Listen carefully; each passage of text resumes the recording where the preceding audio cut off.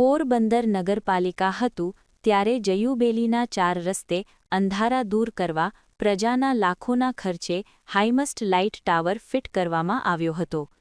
પરંતુ મહાનગરપાલિકાના તંત્રએ તેને ટ્રાફિકને અડચણરૂપ ગણાવીને દૂર કરતા આશ્ચર્ય સર્જાયું છે અને પ્રજાની પરસેવાની કમાણીના રૂપિયા વેડફાયાની લાગણી અનુભવાય છે. પોરબંદર મહાનગરપાલિકા દ્વારા શહેરમાં ટ્રાફિક વ્યવસ્થા વધુ સુગમ અને સુરક્ષિત બનાવવા માટે જ્યુબિલી 4 રસ્તા વચ્ચે આવેલ હાઈમસ્ટ ટાવર તાત્કાલિક અસરથી દૂર કરવામાં આવ્યો છે.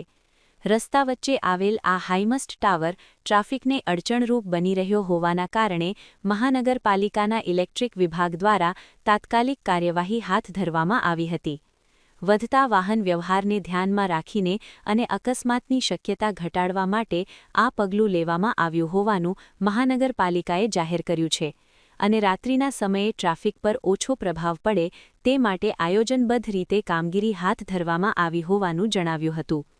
ઇલેક્ટ્રિક વિભાગના સુપરવાઇઝર કિશોરભાઈ કેશવવાલા અને કિરીટભાઈ કોટિયાની હાજરીમાં ટીમ દ્વારા 12 મીટર ઊંચાઈ ધરાવતા હાઈમસ્ટ ટાવરને સુરક્ષિત રીતે ઉતારવાની કામગીરી પૂર્ણ કરવામાં આવી હતી.